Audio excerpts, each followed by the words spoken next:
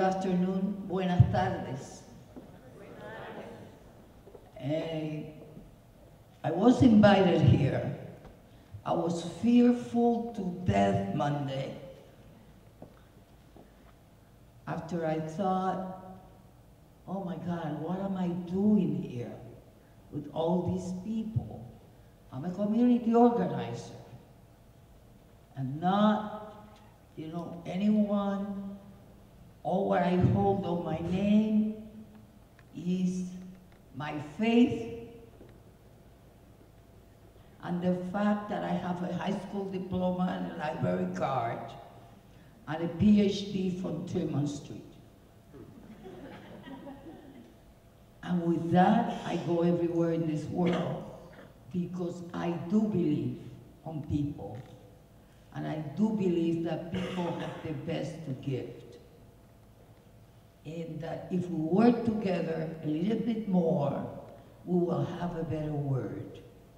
So, in Mission Hill, one day, 3 other ladies and I, we were having a talk, conversation again, communications. We came up with the idea of looking at the whole neighborhood, the senior neighborhood, and see that we were divided by neighborhood.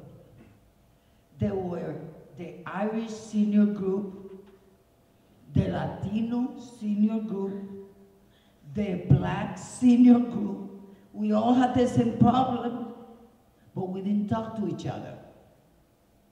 And we were all reaching out for the same resources. We say, how do we bring this together? Where do we go?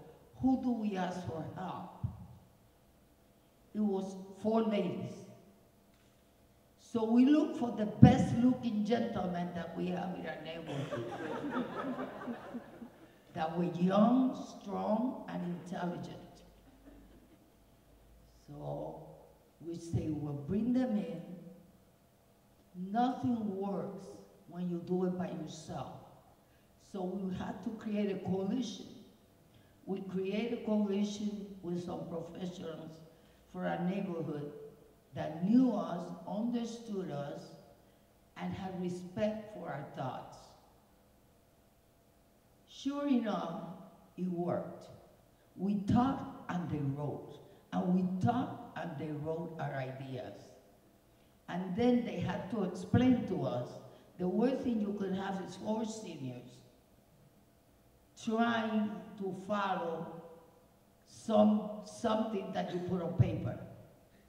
Because we believe that once you put it on paper, it takes a train for a wreck to have you change it. But us 4 were very strong about what we wanted for Mission Hill. Our basis was that we wanted unity. We still are working on it. We want to bring all of us together to accomplish the same goals. So we started with us. It wasn't easy. We've been together 3 years. It wasn't easy to say, well, how do we reach out to the Irish community? How do we reach out to the African American community? What are the steps to follow with many people that don't speak English? Some of them are bilingual, some of them are trying to be bilingual. Culturally, we also needed to learn from each other a lot. Our histories and our lives are different. But again, we depend on those 3 young, good-looking professionals that trusted us. They have stood up with us in rain, snow, and when the sun shines. They have celebrated and they have cried with us.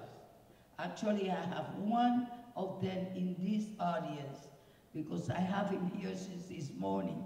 I said, you're giving up the day for legacy, not for Carmen Pola, for legacy.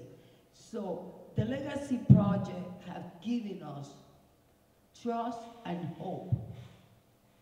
Hope because we can reach out, not just to the seniors in Mission Hill, but we have started to reach out to the youth.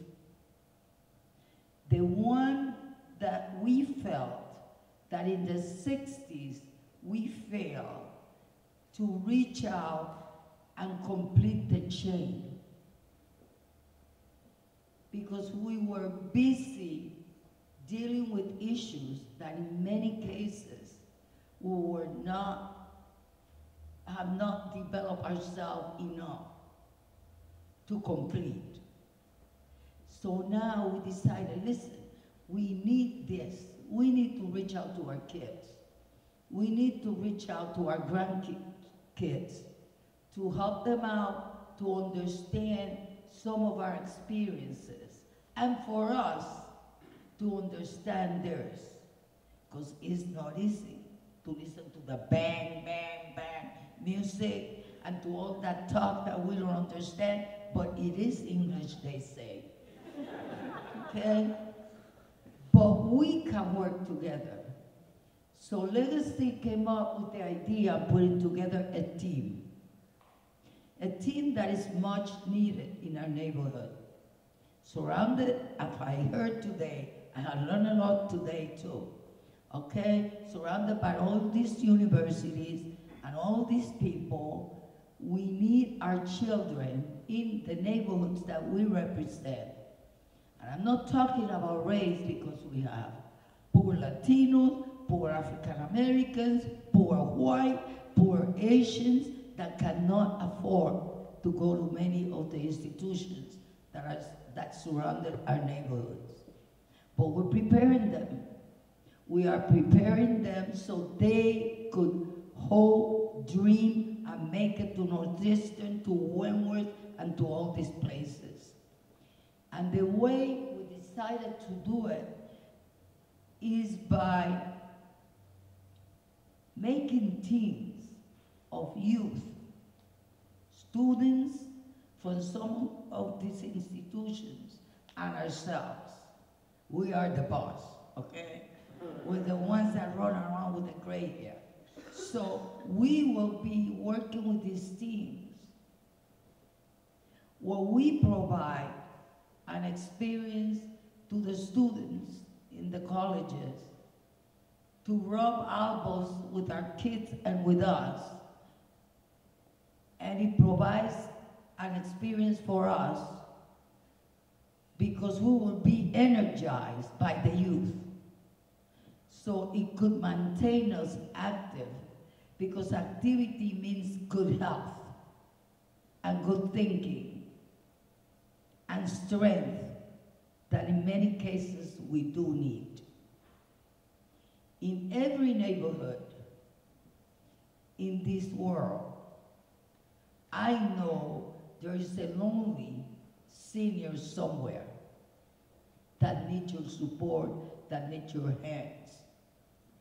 And there is also young people and college students that come into our neighborhoods that don't know how to say good morning or buenos dias. And we need to teach.